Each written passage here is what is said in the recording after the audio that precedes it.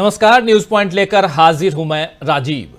दोस्तों, देश की सियासत में आज एक बड़ी हलचल उस समय मच गई जब अरविंद केजरीवाल को सुप्रीम कोर्ट से जमानत मिल गई।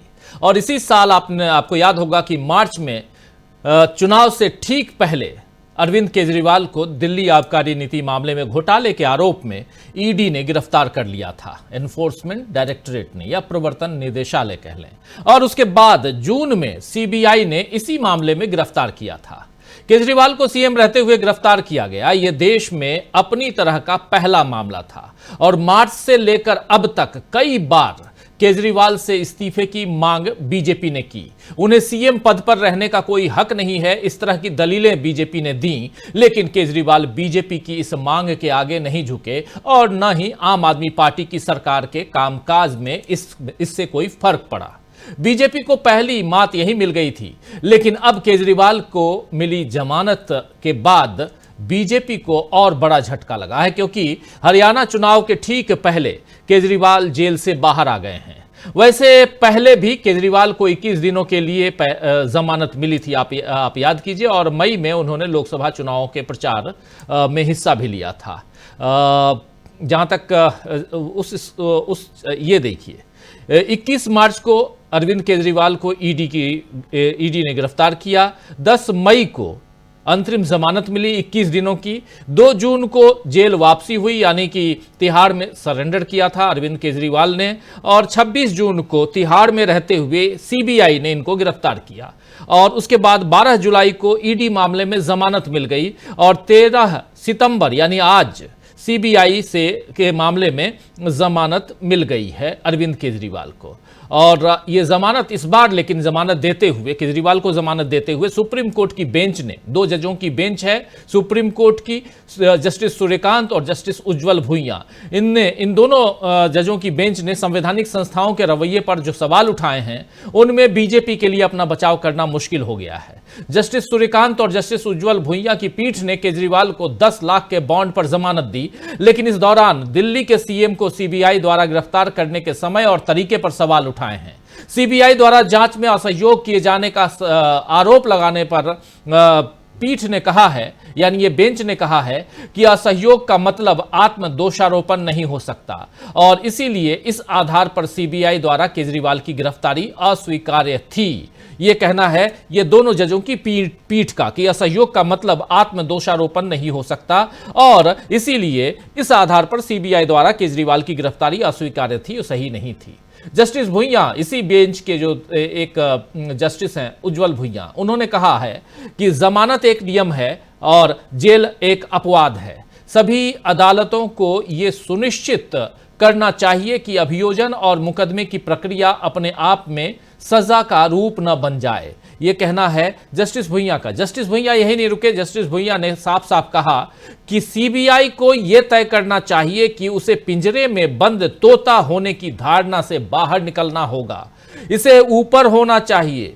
दिल्ली के मुख्यमंत्री के गोलमोल जवाबों का हवाला देते हुए सीबीआई गिरफ्तारी को उचित नहीं ठहरा सकती और हिरासत में रखना जारी नहीं रख सकती। यह साफ साफ यहां पर सुप्रीम कोर्ट ने और जस्टिस उज्जवल भुइयां ने कहा है। सर्वोच्च अदालत की यह टिप्पणी संवैधानिक संस्थाओं के लिए एक बड़ी नसीहत है और साथ ही बीजेपी के लिए झटका भी है, क्योंकि मोदी सरकार पर शुरुआत से आरोप लगते रहे हैं कि राजनीतिक बदले के लिए संवैधानिक संस्थाओं और जांच एजेंसियों का दुरुपयोग वो करती है और आज कोर्ट की टिप्पणी से इस आरोप पर एक तरह से मुहर भी लग गई है। आम आदमी पार्टी अदालत के इस बयान को अब अपने प्रचार के लिए इस्तेमाल कर रही है और वहीं कांग्रेस, शिवसेना, झारखंड मुक्ति मोर्चा जैसे कई और दलों के आरोपों को भी अब बल मिल गया है या बल मिल रहा है कि बीजेपी शासन में उनके नेताओं पर कार्रवाई सिर्फ इसलिए हुई क्योंकि उन्होंने बीजेपी के दबाव के आगे झुकना नामंजूर कर दिया। और ये एक अपने आप में बड़ी बात हो सकती है, क्योंकि जो झुका नहीं उसे गिरफ्तार कर लिया गया। आपने देखा था झारखंड मुक्ति मोर्चा के नेता और झारखंड के मुख्यमंत्री हेमंत सोरेन को, उनको इस्तीफा देना पड़ा और वो 5 महीने तक जेल में रहे। लेकिन जब उन्हें जमानत मिली तो उन्होंने जमानत पर झारखंड हाई कोर्ट ने, रांची हाई कोर्ट ने क्या कुछ कहा था, उसने साफ साफ कहा था कि इनके ऊपर जो केस दर्ज किया गया वो केस वास्तविक रूप से एग्जिस्ट ही नहीं करता इनके ऊपर। ये सबसे बड़ी बात थी। तो उधर हालांकि उसके बाद झारखंड में क्या कुछ हुआ, कैसे वहां पर हेमंत सोरेन फिर से काबिज हुए मुख्यमंत्री पद पर, ये सारी चीजें आप लोगों ने देखी। लेकिन इस दूसरी तरफ अरविंद केजरीवाल की बात और इसके जरिए देश की सियासत में कैसे बदलाव आ रहा है और नया मोड़ क्या है, वो आप तक हम रखने की कोशिश करें। उससे पहले आइए जरा देखते हैं, सुनते हैं। जैसे ही अरविंद केजरीवाल, बारिश हो रही है दिल्ली में लगातार, आप जानते हैं दिल्ली एनसीआर में पिछले 3 दिनों से बारिश का आलम है, लेकिन जैसे ही बाहर निकले अरविंद केजरीवाल तो उन्होंने क्या कुछ कहा है अपने समर्थकों के आगे। उन्होंने तिहाड़ जेल से बाहर निकलने के बाद जो बातें रखी हैं, जरा सुन लीजिए। मैंने जिंदगी में बहुत संघर्ष किया है, बहुत बड़े बड़े संघर्ष किए, जिंदगी में बहुत मुसीबतें झेली हैं। अरे स्टैंडी वाला है गड़बड़ कर, लेकिन हर कदम पे भगवान ने मेरा साथ दिया, ऊपर वाले ने मेरा साथ दिया। क्यों? क्योंकि मैं सच्चा था, मैं सही था, इसलिए भगवान ने मेरा साथ दिया। अरे वो पागल है बोर्ड वाला।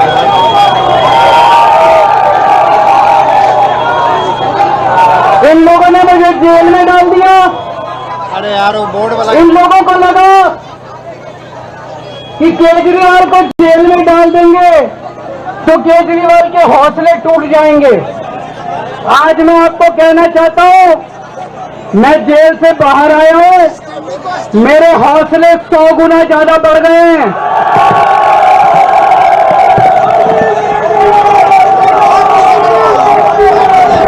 मेरी ताकत 100 गुना ज्यादा बढ़ गई है।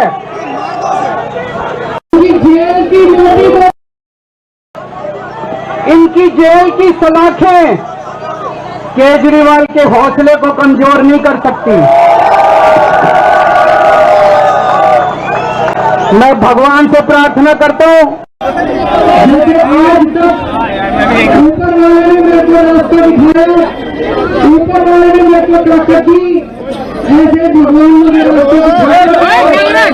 मैं देश की सेवा करता रहूं और ये जितनी राष्ट्रीय विरोधी ताकतें जो देश के विकास को रोक रही है, जो देश को बांटने का काम कर रही है,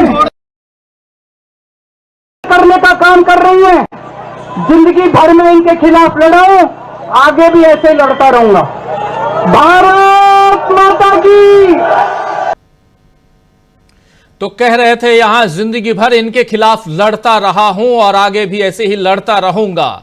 मैंने जिंदगी में काफी संघर्ष किए हैं और आगे भी करता रहूंगा। ये अरविंद केजरीवाल सीधी चुनौती दे रहे हैं। जेल की सलाखों से बाहर निकलते ही अरविंद केजरीवाल ने चुनौती पेश करना शुरू कर दिया। अरविंद केजरीवाल का मामला है दोस्तों, या ये मामला देश के उन तमाम विपक्षी दलों के नेताओं का है जिन्हें समय समय पर जेल भेजा जाता रहा, या ईडी, सीबीआई जैसी जांच एजेंसियों के सामने आप जानते हैं झुकने के लिए मजबूर करती रही सरकार जो सत्ता पक्ष में है।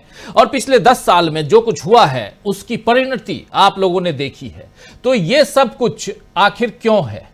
क्या अरविंद केजरीवाल के बाहर निकलने के बाद, यानी उनको जमानत मिलने के बाद देश में बदलने वाली है सियासत?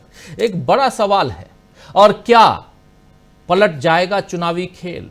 क्या इंडिया गठबंधन से फिर मात खाएगी बीजेपी?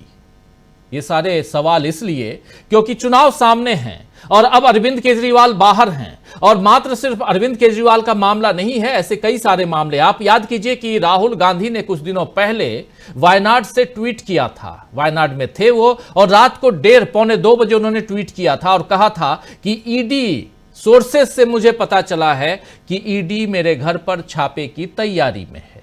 आखिर ऐसा राहुल गांधी जैसे संजीदा व्यक्तित्व वाला इंसान आखिर ऐसी बात क्यों लिखा, और वो भी रात को 2 बजे के लगभग? इसलिए क्योंकि कहीं ना कहीं से ये बात निकल के आई होगी।